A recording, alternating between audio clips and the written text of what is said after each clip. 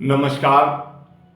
आज का विषय है वो बहुत ही अच्छा विषय है कि आईआईटीज की तैयारी कैसे करें, यानी आईआईटी के एग्ज़ाम को कैसे क्रैक किया जाए, उसके लिए तैयारी कैसे की जाए, उस पर हम अपना अनुभव और जो हमने टीचिंग की है उसके आधार पे आपको बताने की कोशिश करेंगे और बहुत ही अच्छी स्ट्रेटजी बताएंगे आपको कि आईआईटी का एग्ज़ाम, जेई मेंस और जेई एडवांस कैसे बच्चे जो हैं तैयारी कर सकते हैं और अच्छा पोजीशन में आ सकते हैं आईआईटी के एग्ज़ाम के अंदर। उस पर हम बात करेंगे।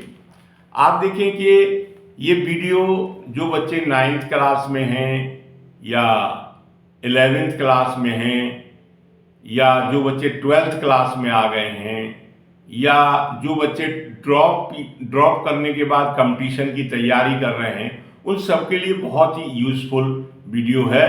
और इस वीडियो को आप शुरू से लास्ट तक देखें, बीच में ब्रेक कर करके ना देखें, कंटिन्यूस सुने, आपको बहुत ही अच्छा लगेगा और बहुत ही आपके लिए भविष्य के लिए फायदेमंद होगा। इसी आशा के साथ इसमें हम बताने की कोशिश करेंगे आपको कि आईआईटी कंपटीशन में क्या हमको ध्यान रखना चाहिए। आप देखिए, सबसे पहले जो हम बात करते हैं वो आपने सुना होगा कि सक्सेस के इनफाइनाइट वेज होते हैं और फेलियर के लिमिटेड वेज होते हैं। लिमिटेड वेज हैं फेलियर के। इनफाइनाइट वेज में आप देखें, बहुत से बच्चे 10th के अंदर ही कोई अच्छा जॉब पा जाते हैं। काफ़ी बच्चे 11th में, जैसे एनडीए वगैरह में सिलेक्शन हो जाता है, अच्छा मिल जाता है जॉब। 12th के बाद बहुत से बच्चे आईआईटी क्वालिफाई कर जाते हैं डायरेक्ट।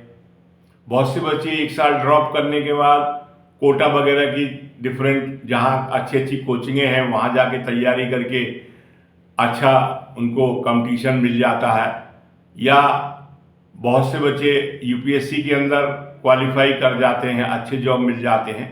तो सक्सेस के तो इनफाइनाइट वेज हैं, लेकिन फेलियर के लिमिटेड हैं। आप देखें, इंजीनियरिंग के अंदर आप देखें कि जो सक्सेस के वेज हैं उसमें आप देखें कि आप 10th से तैयारी कर रहे हैं तब भी आपको सक्सेस मिल सकती है, आप 11th से तैयारी कर रहे हैं तब भी आपको सक्सेस मिल सकती है। काफ़ी बच्चे बोर्ड एग्ज़ाम के बाद ही कंपटीशन को क्रैक कर देते हैं और उनको सक्सेस मिल जाती है। काफ़ी बच्चों को 2-2 सालें लग जाती हैं, फिर उसके बाद सक्सेस मिलती है, लेकिन सक्सेस मिलती है। उसके बाद देखें कि सक्सेस पे हमने बात कर ली है और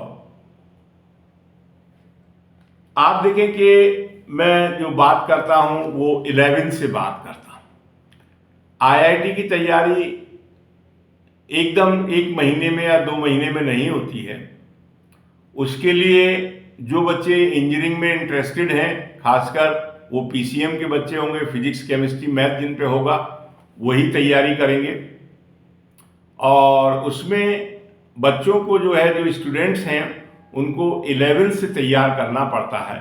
आप देखिए कि 11th के अप्रैल से क्लास स्टार्ट हो जाते हैं। 11th के अप्रैल से 12th के अप्रैल तक 12 मंथ का टाइम मिलता है और उसके बाद 12th में अप्रैल के बाद जनवरी के अंदर जो है जेई मेंस का फर्स्ट एग्ज़ाम होता है। तो करीब 9 मंथ मिलते हैं। आप देखिए, अभी जनवरी में एक एग्ज़ाम होता है जेई मेंस का और दूसरा इसका एग्ज़ाम होता है अप्रैल के फर्स्ट वीक में या सेकेंड वीक में होगा।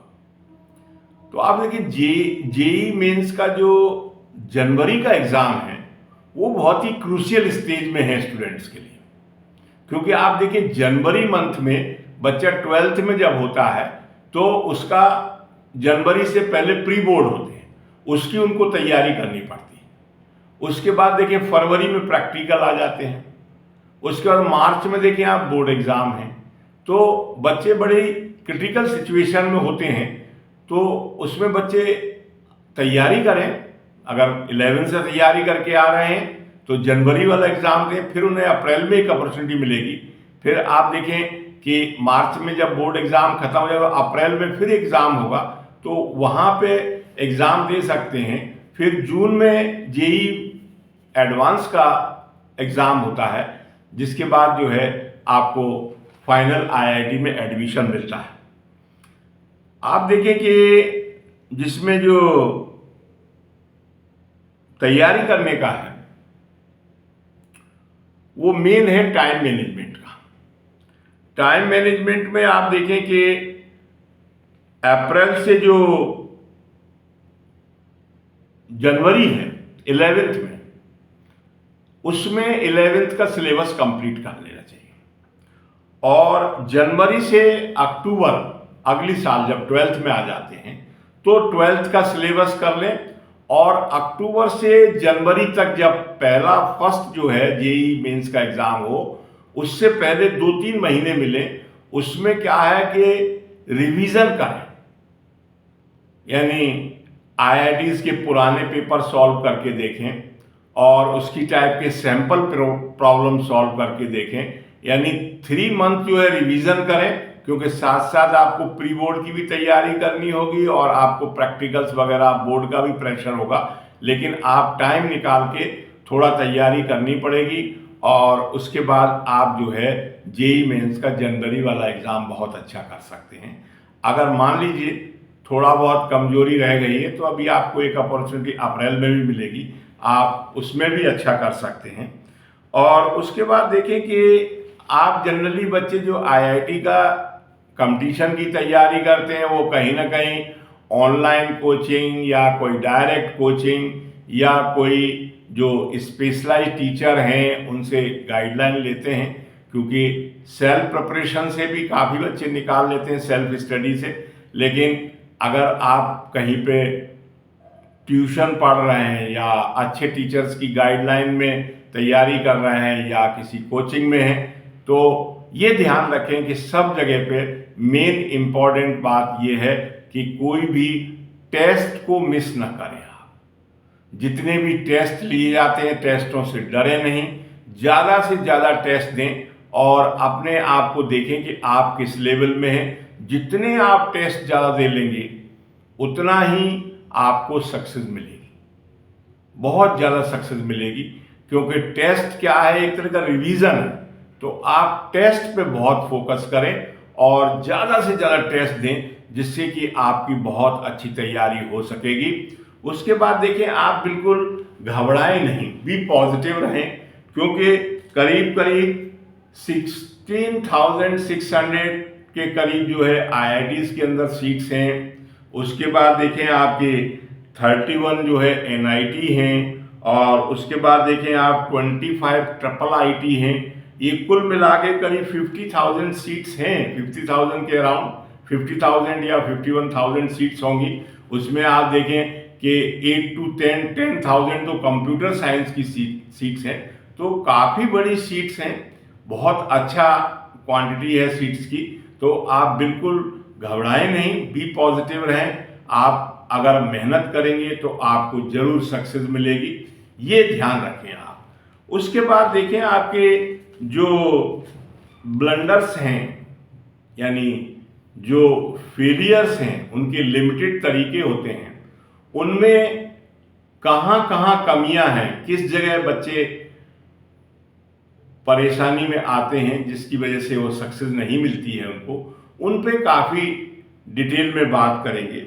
आप देखें कि सबसे पहले आप देखें कि बच्चों के अंदर जो है, मैं इसको अच्छी आदत नहीं मानता हूँ, जैसे लैपटॉप पे बैठे रहना, मोबाइल के साथ बैठे रहना या स्टडी के टाइम्स में जो अनहेल्दी चीज़ें हैं उनको खाना, या फिर आप देखें कि जैसे कि आपको लेट जगना, लेट नाइट सोना, नेक्स्ट डे क्लास मिस कर देना, ये सब से बचना पड़ेगा।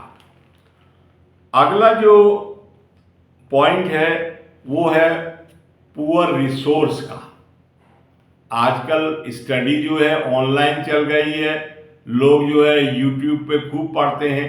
मान लीजिए कोई चैप्टर हमको 26 आवर्स का लेक्चर है, उसके अंदर कोई भी टॉपिक आप ले लीजिए, जैसे फिजिक्स में एग्जाम्पल ले लीजिए, इलेक्ट्रिसिटी है या मैग्नेटिज्म है या ऑप्टिक्स है, या कोई भी टॉपिक ले लें। मान लीजिए कोई 27 या 26 आवर्स के लेक्चर हैं, आप यूट्यूब पे उसको 6 आवर्स में पढ़ना चाह रहे हैं, नहीं, आपसे कंपटीशन का लेवल नहीं होगा। बोर्ड में आप सक्सेस हो सकते हैं, बोर्ड में और कंपटीशन में IITs में बहुत डिफरेंस है। इसकी अलग लेवल है प्रिपरेशन की। आप उनके पेपर्स को देखें, उनके क्वेश्चंस को देखें, इनके अंदर काफ़ी कॉम्प्लेक्स प्रॉब्लम आती हैं, एक कोई फॉर्मूला बेस्ड प्रॉब्लम नहीं आती है। आप देखेंगे डिफरेंट टॉपिक्स को मिक्स कर दें। जैसे मैं एक एग्जांपल फिजिक्स की देता हूं कि आप एक ही क्वेश्चन के अंदर इलेक्ट्रिसिटी भी देखेंगे, मैग्नेटिज्म भी देखेंगे और एटॉमिक फिजिक्स या ग्रेविटेशन को इन्वॉल्व कर देगा। तो आपकी काफ़ी वाइड स्टडी होनी चाहिए और सब टॉपिक एक साइलो के अंदर होने चाहिए, जिससे कि आप उनकी कंसेप्ट बना के प्रॉब्लम को सॉल्व कर सकें। ये आपके अंदर एबिलिटी डेवलप करनी पड़ेगी। तो पुअर रिसोर्स से बचें आप, कि ज़्यादा जो है ऐसा नहीं है कि हमने कोई टॉपिक जो है ऑनलाइन देख लिया, देखने से काम नहीं चलेगा। आप लिख के देखें, आप उसको करके देखें, प्रॉब्लम को सॉल्व करके देखें, तो आपका जो है मेन जो है प्रैक्टिस बढ़ेगी, आपकी स्पीड बढ़ेगी, कैलकुलेशन करने की स्पीड बढ़ेगी। इन चीज़ों का ध्यान रखेंगे। उसके बाद देखें, आपके सबसे बड़ी जो कमी है बच्चों के अंदर, जो स्टूडेंट्स के अंदर कमी है, वो एक बार पढ़ने के बाद दोबारा नहीं पलटना। पीरियडिक रिवीजन होना चाहिए, रेगुलर रिवीजन होना चाहिए। टॉपिक्स के आप देखें, कम से कम 5 to 6 रिवीजन कर लें कंपटीशन के लिए। बोर्ड एग्जाम के लिए मैं हमेशा एडवाइज करता हूँ 2 to 3 रिवीजन सफिशिएंट है, लेकिन कंपटीशन के लिए आप जो है 5 to 6 रिवीजन कर लें। पहले एक वाइड रिवीजन करें, दूसरा उससे थोड़ा छोटा रिवीजन शॉर्ट करके हर चीज़ को समराइज करके करें, फिर थर्ड रिवीजन में और शॉर्ट करके रिवाइज करें। फिर जो है जितने भी फॉर्मूले हैं, डेफिनेशन हैं, उनको टिप्स पे लें और उसके बाद जैसे करके रिवाइज करेंगे। तो रिवीजन से फ़ायदा क्या है, मैं एक ईडियम हमेशा बोलता हूँ कि रिवीजन मेक्स डिवीजन। ऑलवेज ध्यान रखिए कि रिवीजन जो है वो हमेशा सफलता का मंत्र है किसी भी कंपटीशन का, चाहे किसी भी सब्जेक्ट में आप हों।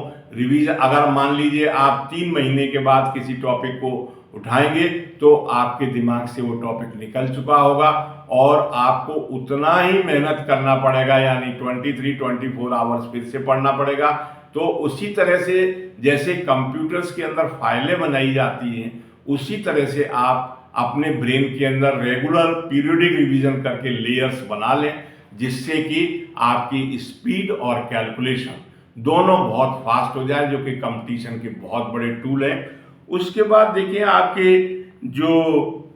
आपके टीचर्स या आपके जो कोचिंग में जो गाइड करने वाले हैं, वो आपको जो भी होमवर्क दे रहे हैं वो होमवर्क मिस न करें, क्लास में मिस न करें, क्लास जाना मिस न करें। ऐसा नहीं घर पे आप पढ़े तैयारी कर रहे हैं, करें एग्जाम की तैयारी कंप्लीट, घर पे बैठ के तैयारी नहीं होती। क्लास को मिस न करें। आप जितने भी टेस्ट हैं, टेस्ट सब दें, मैक्सिमम टेस्ट दें, क्योंकि टेस्ट आपका डर भगाएगा।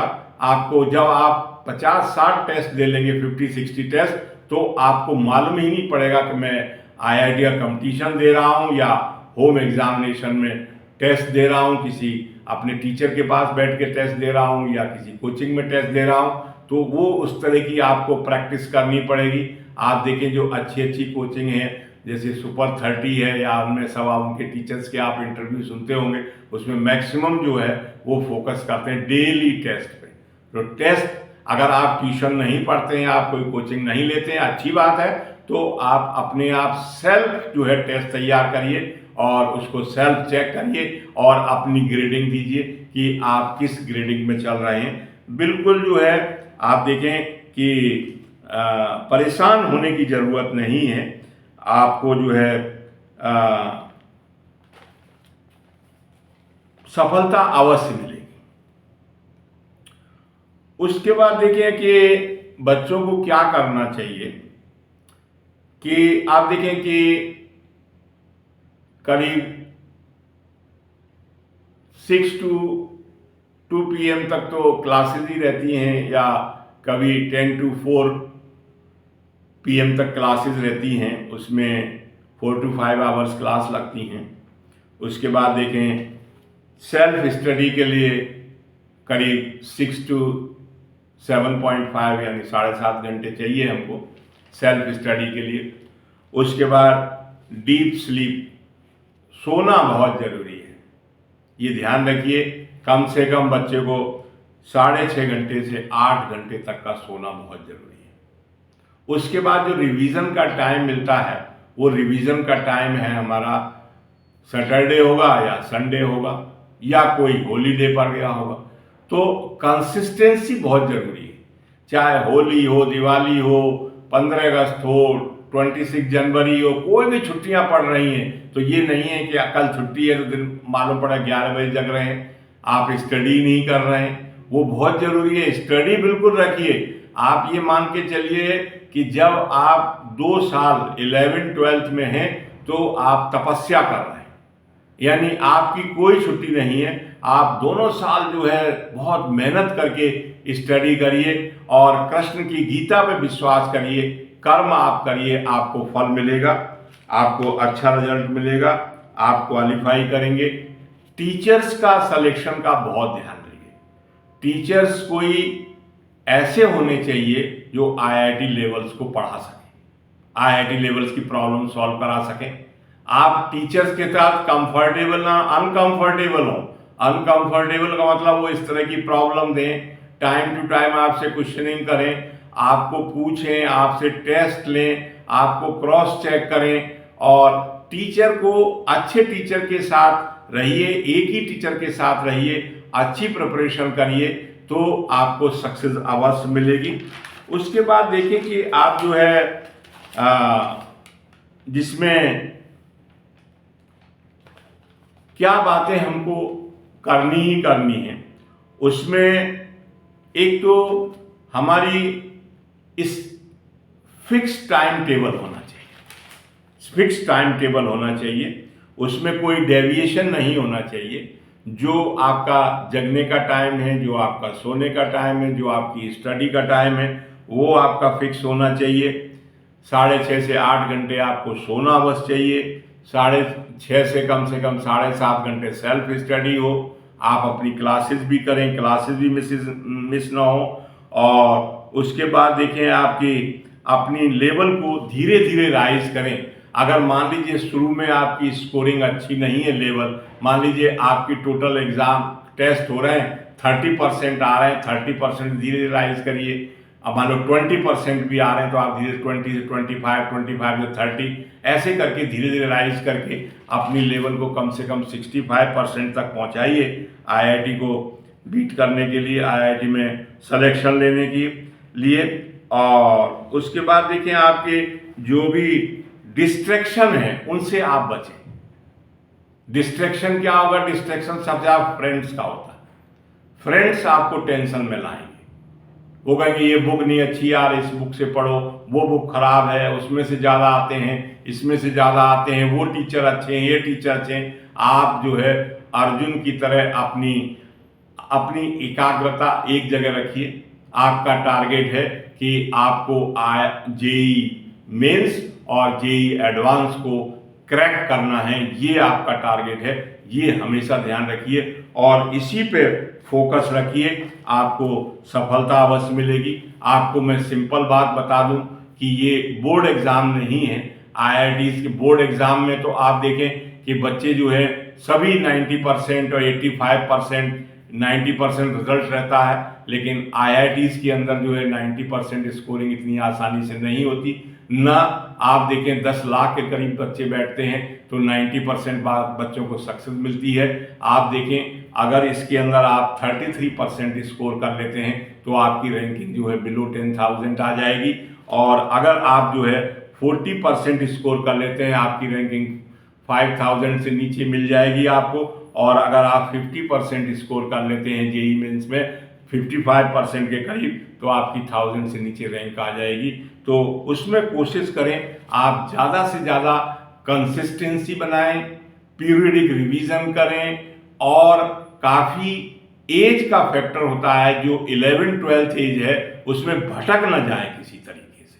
अपने आप को एकाग्र रखें, कंसिस्टेंसी बनाए रखें, रेगुलरिटी बनाए रखें, और टाइम मैनेजमेंट को अच्छा रखें, और IITs के हिसाब से तैयारी करें, उनके क्वेश्चन पेपर को देखें, टीचर्स की हेल्प लें, टीचर्स की बात को माने खाली, जो अच्छे टीचर हैं आपके जिस एरिया में आप रह रहे हैं वहाँ पे डिफरेंट कोचिंग चलती हैं, डिफरेंट क्लासेस चलते हैं, नहीं तो आपके क्लास के टीचर ही आपके लिए बहुत बड़ा टूल है, उनकी हेल्प लें, और उनकी सहायता से अवश्य ही मैं ये आशा करता हूँ कि इस लेक्चर को सुनने के बाद आपकी काफ़ी कुछ समस्याएं दूर हो गई होंगी, और आप अवश्य ही IIT के एग्ज़ाम को क्रैक करेंगे और एक अच्छे इंस्टीट्यूशन में आपको सिलेक्शन मिलेगा।